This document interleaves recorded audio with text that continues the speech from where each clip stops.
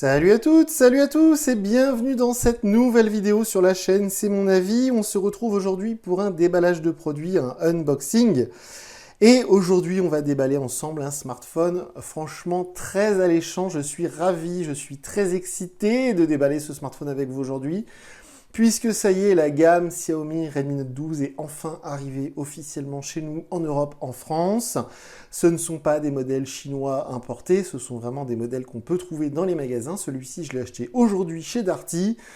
Donc ça y est, le Redmi Note 12, le Redmi Note 12 Pro, le Redmi Note 12 Pro Plus. Donc il y en a à foison, ça y est, tous les coloris, tout est dispo.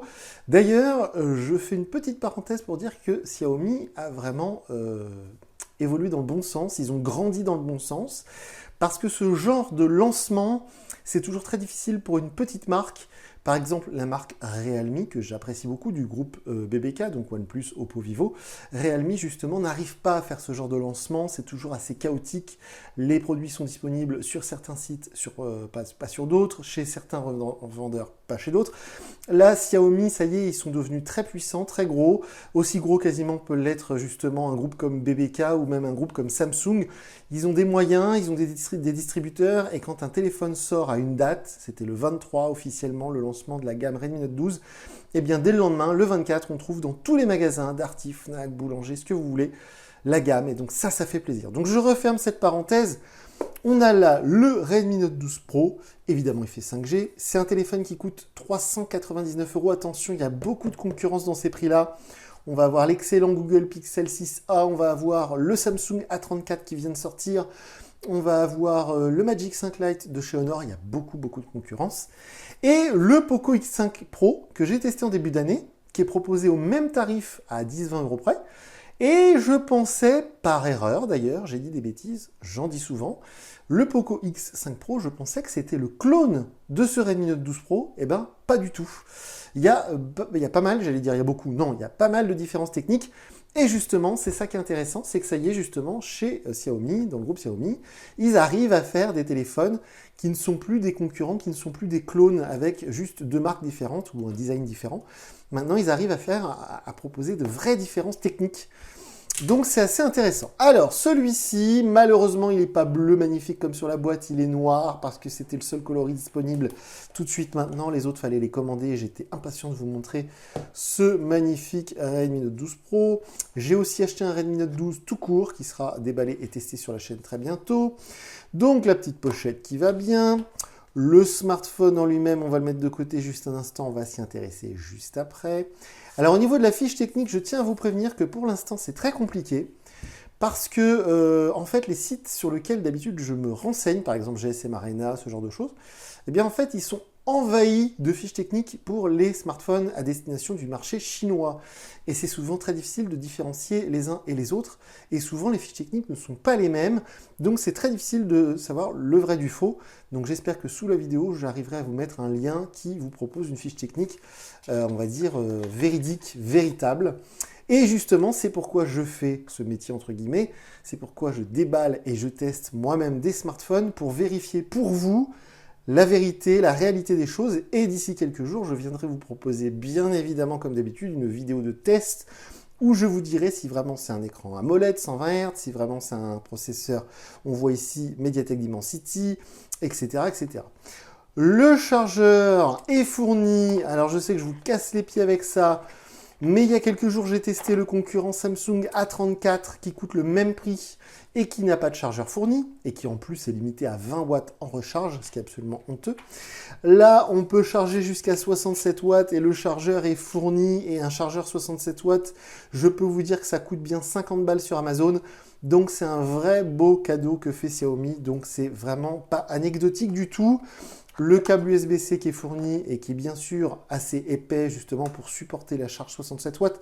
Donc je le répète souvent, mais n'utilisez pas des câbles USB-C que vous avez déjà à la maison avec des chargeurs puissants, parce que déjà d'une, vous n'allez pas pouvoir profiter de la pleine puissance, et parce qu'en plus il y a un risque de surchauffe. Il n'y a rien d'autre dans la boîte, hein. Vous savez que maintenant que la nouvelle loi, il n'y a plus d'oreillettes. Donc, il y a la petite pochette ici. Qu'est-ce qu'on va avoir dans la petite pochette? L'outil pour le tiroir SIM. Évidemment, la coque transparente qui va bien. Donc ça, c'est pareil. C'était pas fourni sur le A34 de chez Samsung, par exemple. ni non plus sur le Honor Magic 5 Lite de mémoire. On a les guides de démarrage, tout ça c'est pas très intéressant, voilà, donc on va les mettre de côté. Alors, le smartphone en lui-même. Hop.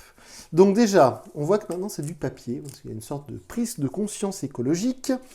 De la même manière ici, c'était du papier, donc ils enlèvent le plus possible de plastique, c'est pas plus mal. Il n'y a plus de cellophane autour des boîtes, hein, vous aurez remarqué, maintenant c'est la boîte avec juste les petits scellés, donc c'est pas plus mal. Le smartphone en lui-même, donc on nous présente Flagship Large Camera Sensor with OIS. Alors ça c'est cool, et ça justement ça fait partie des différences avec le Poco X5 Pro que j'avais adoré. Puisque là, on a un capteur non pas de 108 mégapixels comme sur le Poco X5 Pro, mais un capteur de mémoire 50 mégapixels qui est donc du Sony a priori, parce que le IMX766 c'est un capteur de chez Sony, et qui est OIS, c'est-à-dire qui est stabilisé optiquement, mécaniquement. Hein, la stabilisation optique, c'est-à-dire qu'en gros, je schématise, mais il y a des petits ressorts autour du capteur photo, et si vous bougez un petit peu, normalement ça compense les mouvements de la main, les vibrations, ce genre de choses. 67 watts de recharge, donc ça c'est vraiment cool, comme je le disais en plus, le chargeur est fourni. On a un immense, magnifique écran 120 Hz AMOLED, avec Dolby Vision et Dolby Atmos, parce qu'il y a un haut-parleur stéréo, donc ça c'est très cool aussi. Et on a ce qu'ils appellent un versatile, donc c'est-à-dire un polyvalent, un processeur Mediatek Dimensity polyvalent, 1080, avec la 5G et gravé en 6 nano. Donc tout ça est vraiment très intéressant. Sur le concurrent, le cousin, le frérot de chez Poco, le X5 Pro, qui est proposé au même prix, c'est pas un Dimensity Mediatek 1080, hein, c'est du Snapdragon. Je ne sais plus lequel d'ailleurs, mais du Qualcomm Snapdragon, donc encore une différence. Alors, il est magnifique. Alors évidemment, il sera encore plus spectaculaire si vous le prenez en bleu. Je crois aussi qu'il y a un magnifique vert et qu'il y a un blanc. Alors ça brille, et ça me plaît quand ça brille, parce que ça me rappelle, pour les plus vieux d'entre vous, j'avais adoré chez Xiaomi, quand Xiaomi est arrivé en France officiellement, il y a quelques années, c'était en 2018 si ma mémoire est bonne, et ils avaient à l'époque un Mi 8 Lite qui était très bon et qui avait comme ça un dos miroir. C'est très très beau, alors c'est un vrai miroir, hein, vous voyez, hop, coucou, on me voit bien bien bien. Le capteur 50 mégapixels qui est stabilisé, le capteur ultra grand angle et un capteur, je ne sais plus si c'est du macro ou du profondeur. Le Redmi 5G ici, c'est très très beau aussi. Les mentions légales, c'est affreux, mais bon, elles sont là, on ne peut pas faire autrement. Même si j'espère qu'un jour, ils réussiront à les graver ailleurs, comme le fait Apple ou Motorola. La face avant, on va s'y intéresser après, mais malgré le traitement Gorilla Glass, on voit qu'ils ont appliqué un film, un plastique protecteur. Donc ça plaira à beaucoup d'entre vous, mais du coup l'écran étant traité Gorilla Glass 5 de mémoire ou Invictus, je ne sais plus, le film protecteur ne sert pas à grand chose. Bref, donc on continue le tour du propriétaire. En haut on a le sempiternel émetteur infrarouge, ça c'est la signature Xiaomi Poco. Ici on a le micro d'ambiance, les petits trous pour le haut-parleur, la prise jack, en dessous l'autre haut-parleur, le tiroir SIM, la prise USB et le micro principal. On termine en précisant qu'il y a un lecteur d'empreintes sur le bouton Power On-Off. Malheureusement, le lecteur d'empreintes n'est pas sous l'écran. Il faut aller jusqu'au Xiaomi 13 Lite qui coûte 500 €, que j'espère tester bientôt. Et lui, le Xiaomi 13 Lite, il a le lecteur d'empreintes sous l'écran. Alors, on démarre le téléphone et je vais vous laisser. On va juste aller ensemble jusqu'à l'écran d'accueil parce que je veux vérifier avec vous quelque chose qui est quasiment impossible à savoir. Au moment où j'enregistre cette vidéo, c'est la version de l'OS, la version du logiciel, la version d'Android. Alors, MI UI 14, ça c'est OK, on n'en attendait pas moins. En français, d'accord. On est en France, ça je suis d'accord. L'écran est gigantesque et magnifique, mais ça, on avait l'habitude, on l'avait vu sur le Poco X5 Pro. L'objet en lui-même fait un peu plus classe, un peu plus luxueux que le Poco X5 Pro qui fait un peu plus geek.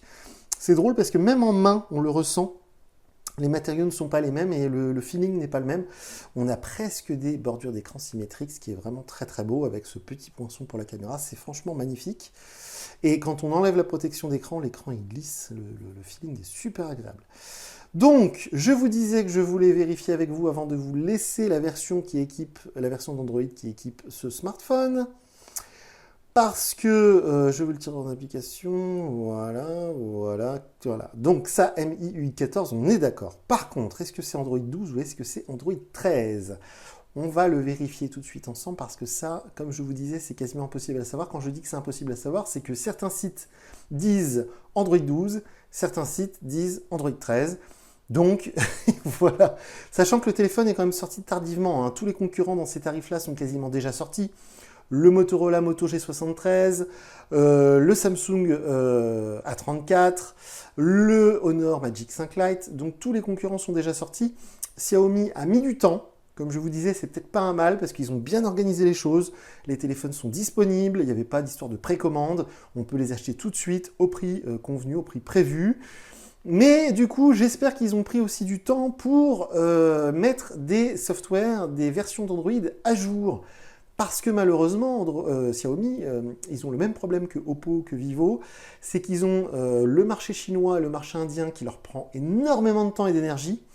Et du coup, souvent, l'Europe, on est un peu la cinquième roue du carrosse, et souvent, au niveau des versions Android, on est un peu à la ramasse, on est un peu à la bourre. Ça y est, on est sur la page d'accueil, donc ça c'est MIUI 14, donc avec, on a l'habitude, les 46 000 applications sponsorisées préinstallées. Ça malheureusement c'est le cas depuis toujours chez Xiaomi. On va dans les réglages. C'était tout en haut d'ailleurs, à propos de l'appareil. Alors là, attention. Version d'Android, version 12, les amis. On n'est toujours pas sur Android 13, sur du Note 12 Pro, Redmi Note 12 Pro. Ça vient de sortir le 24 mars 2023. Et on est toujours sur Android 12. Comment c'est possible ? Comment c'est possible ? Alors, j'avais le même problème avec le Poco X5 Pro il y a quelques semaines. J'avais l'espoir, la naïveté de me dire, s'ils retardent le lancement du Redmi Note 12, du Redmi Note 12 Pro, c'est parce qu'ils ont mis Android 13. Eh ben non, toujours pas. Alors j'espère très sincèrement qu'il va y avoir une mise à jour très rapidement. Mais honnêtement, ça craint. C'est dommage, c'est dommage, c'est dommage parce que déjà le téléphone, là, rien que l'avoir en main, il me plaît énormément. Il est grand, il est léger, le design carré, ça me plaît beaucoup. C'est un très bel objet. Je vais le tester, je vais mettre ma carte SIM, je vais mettre mes applications, je vais l'emmener partout avec moi. D'ici quelques jours en vidéo, je viendrai vous dire ce que j'en pense. D'ici là, si vous avez des questions, je vous encourage à passer par Twitter. Sinon, vous pouvez donner votre sentiment dans les commentaires. Et puis, bah voilà, hein, le Redmi Note 12 Pro. Et puis d'ici quelques jours, le Redmi Note 12. Ça y est, là, on est vraiment dans l'année 2023. On a les mastodontes qui sont arrivés. Voilà pour ce déballage. Moi, je vous dis à très bientôt pour une nouvelle vidéo sur la chaîne. Salut!